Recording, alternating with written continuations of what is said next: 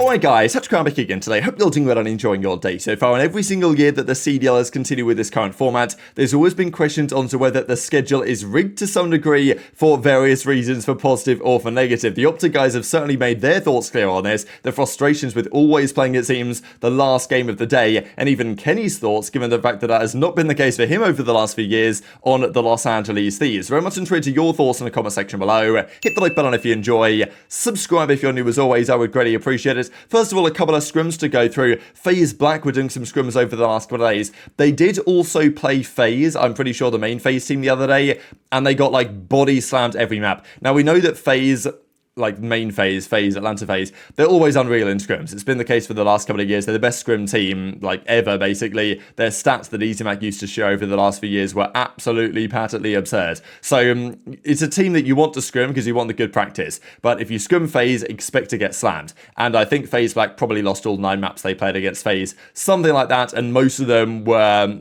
250 to, like, 120. Like, it wasn't particularly competitive. But they played Los Angeles Gorillas in an interesting scrim, and LA won most of these maps, but yeah, sure, FaZe Black. So this is of course the team of Exceed and Brack, and just to make sure I don't forget, Crimp, and then Asim, if I didn't mention him already. They are, you know, the new FaZe Challengers team basically, and they've been grinding it out in challenges and looking to have some good success. So those are the results. Those were map 1 to 4. Then they played map 5 sub-base control, which went 250, 238. So it definitely seems like on the new spawns, it's not going to be so much of a bang out. I mean, we talked about this earlier today, but Fame here gets 30. So, you know, that Fame's record was 40, right, in the actual league. Now, on the new patch update, it's 30. So, yeah, and then the controls were, again, High Rise went the way, surprisingly maybe, of FaZe Black, just because we've seen Gorillas be pretty good at that map, to be honest, so far. But, yeah, then Karachi and Invasion went the other way. I know there's been lots of talk as well from some of the pros about BPL and what the situation is there going forwards. This I thought was pretty funny here from Nate. They got into some BPL games and just, you know, beat this team 250 to 0. So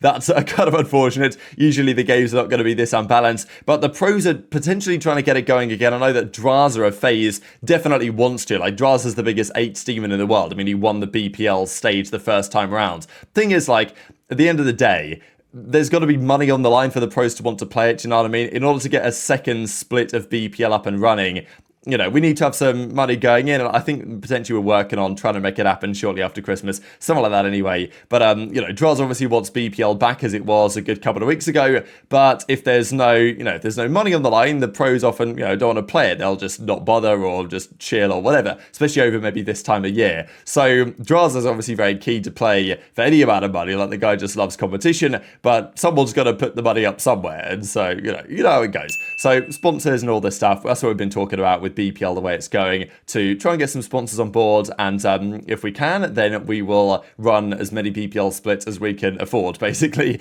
and this is what we're trying to make work with Drazah and those guys as well. Now, we've got to talk, though, about the situation with the CDL schedule. Every year, there's always talk about this, for good and for ill, I suppose, for good and bad, on not just the regular match stage schedule, but also what happens come to the actual major tournaments themselves. So, to be honest, if you look at the first round of games this season, you can tell that they've been chosen for interesting storylines, right? I mean, we had FaZe versus Boston, Slasher versus former team, even OpTic versus New York was their first respective games of the season. That was Pred versus Sib, but it was also OpTic versus the world champions. So, you know, I think that when they choose these games, they do so with some sort of ideas in mind, and the very final game of this stage is OpTic versus FaZe, which is, you know, I can't imagine that's random, you know what I mean? Like, that seems too perfect to be true, and I think we know that the games are not randomly generated. Now, sure, they should be, at least in terms of the 7 qualifying matches we now have,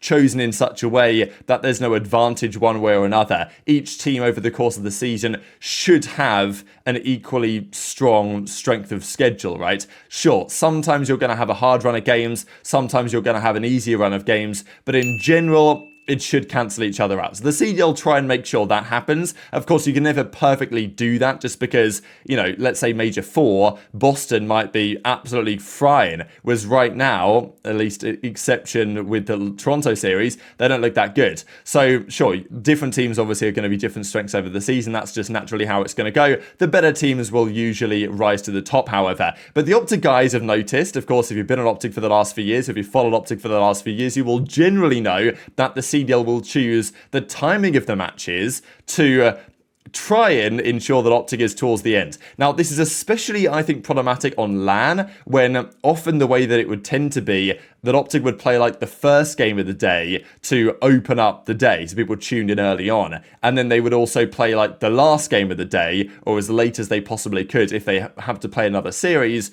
just so that then they would close the show. And the players, Hex and others, not so happy about this. For the online matches, it probably doesn't matter quite as much, just because the other team also has to play at the same time, but there is a general feeling that they will tend to put OpTic as late as they possibly can. Usually, if OpTic are playing a big series, it's the last series of the day, and we'll see some more evidence of that in a second. So Hex actually commented on this, but so did the OpTic guys, and Pred was like, oh my god, I can't believe it. We played, as they eventually did, the first game on the Sunday against the Ravens, but that's a pretty rare thing. And Kenny says that usually Thieves would play really early on, which would be really early in, you know, on West Coast time. Oh my god, we play first on Sunday. We swear. Oh, Deadass. Okay, used to. Oh my god. Look at us right there. Oh my god. Ken is literally the happiest man in the world. Wait. Let me see what Friday. Let me see Friday. We're playing at 10 p.m. on Friday. Yep. At 10 p.m. on we're playing at midnight. Wait, is that the last start at match? 7 p.m. was criminal though. I ain't never played like. You never played that long? I mean, at a tournament, I'm turned regardless. Like walking around the venue, I'm super turned. I'm locked regardless of what's going on. But like, here, I'm just like. I'm it's looking dark at the outside. screen. It's just getting dark. I'm just like, bro. You're like, do we get dinner? Okay. We haven't even played. Like, I don't even eat on game days, and I ate yesterday. I was like, bro, I have to eat some. There's no, I'm to wait 8 hours to not eat. I actually purposely woke up late so I didn't have to eat. Deadass. That's terrible. What do you do? I woke up super late so I didn't have to eat. Like all I had was like a little bar. My sweet spot for a match is like 3:35. Like in there, like if I go 6:30 is kind of like 10 till 2 p.m. I might even 2 p.m. I think if I had to rate my favorites is like the 3:30, 5, 2, 6:30. Yeah, 3:35. If I had to get it 6:30 need to be deleted. That's nuts. We started out, not to say that when we played the Subliners, we didn't have a good match because we lost 250 to like 240 something, right? On the first one and that. So since then, though, we've had a pretty good trajectory as to a pretty good indicator. Obviously, we're not going to play FaZe in the first 3 weeks because who cares about competitive integrity, right? Like it's not a draw. It's not a luck of the draw who plays who. Like OpTic has to play at the end of every opening series.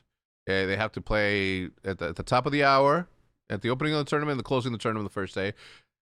So for example here, these are the set of Major 1 qualifiers that OpTic are playing, and we'll see in a second whether these are first games, last games, whatever, but you generally here get the picture, that they'll usually play the last games, and also the way that this has been set up, right? I mean, look, the first stage they're playing New York, that was their first game, playing Surge, of course, that's a big game, and then the last game and the very final match, I believe, of that time frame is going to be versus FaZe. So it's obviously well known that usually they will decide the schedule to, make the viewership better. And I don't really think, from a fan's point of view, I don't think there's anything wrong with this necessarily. You want to, it's natural for the league to want to do this, and to be fair, the league doesn't pretend that they don't, you know what I mean? It's not like they pretend that everything is randomly selected. They just say, here are the matches, guys. And I think that everybody knows somewhere or another that they've been, hand-picked for various reasons. And, maybe that's fine because there's no crazy competitive advantage. I think the frustrating part for the players is when they get to LAN. This has especially been true with like Halo,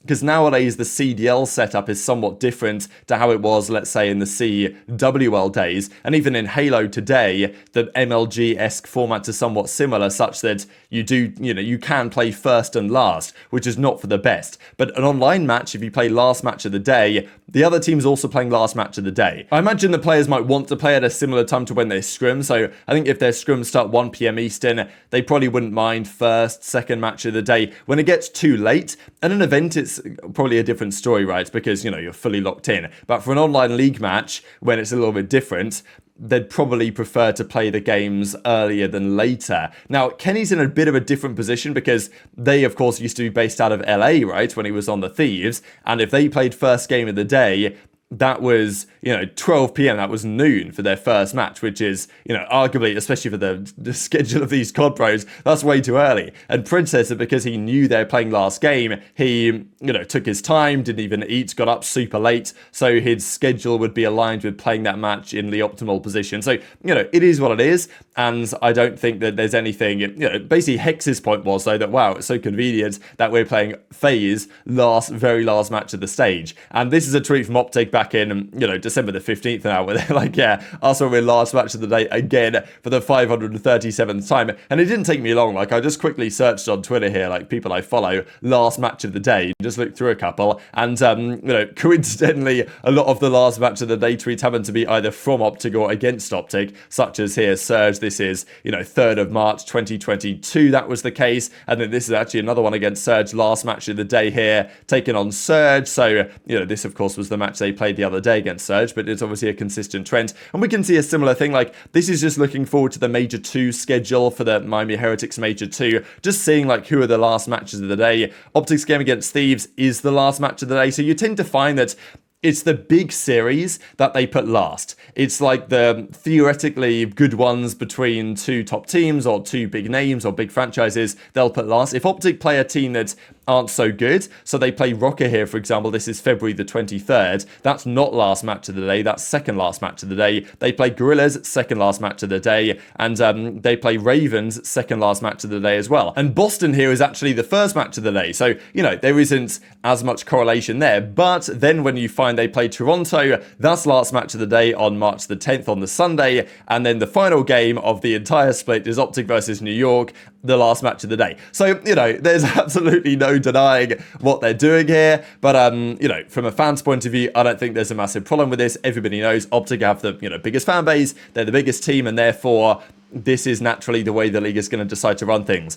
Is it actually, is it fair, right? Is it fair on the teams? Is it fair on the players? I don't think it matters so much online. On LAN, when you have, 4 winners round 1 games, you've got to decide which one's first, which one's last. Usually, they will lean the way of having OpTic at least 3rd or 4th, just so that they don't always make it so obvious. If they have them last every time, it's pretty obvious. But when there's a situation like that, of course, the league wants to ensure that people are tuning in for the OpTic game, and that's probably when they're going to get the highest viewership, so they can decide almost when that's going to be. And it's probably better in general for it to be later than sooner, because then you have more of a build-up during the course of the day. Because, when OpTic play a series, there tends to be a little bit more, more people tune into the series before, because it's like the OpTic series waiting room, as it were, for some of the OpTic fans that only watch the OpTic series, and then maybe some of them stay on afterwards. So maybe 3rd match of the day, if there's 4 games, is the more preferable one, and that tends to be the slot we see them in, unless there's a seriously big series,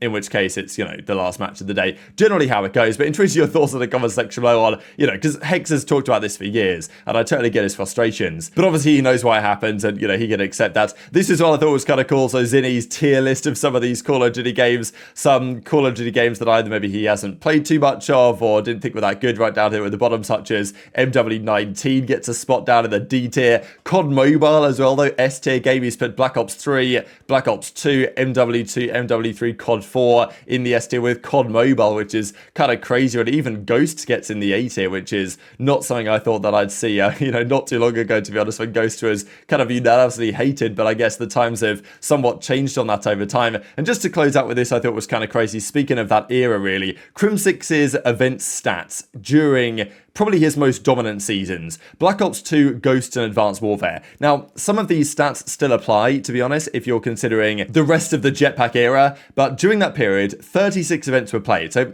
keep in mind as well, 36 events over 3 seasons, like, we ain't getting anything like that anymore. 23 championships won, 30 finals appearances, only 2 events he went negative, and at least of the ones that we have the stats for. And then 83% finals rate is pretty absurd, and if you then extends that for the next couple of Jetpack titles. So there weren't as many events, unfortunately, in Black Ops 3 and Infinite Warfare, really, but still, 51 events over that period, 40 of those in the finals for 32 championship wins, and average placing of 2.5. So, that's the kind of dominance that these guys had during that era, really, and of course, Crim6 especially, when he racked up most of those championship victories. But very much interested in your thoughts on all this stuff in the comment section below. Hit the like button if you enjoyed, subscribe if you're new, take care, and I'll see you next time.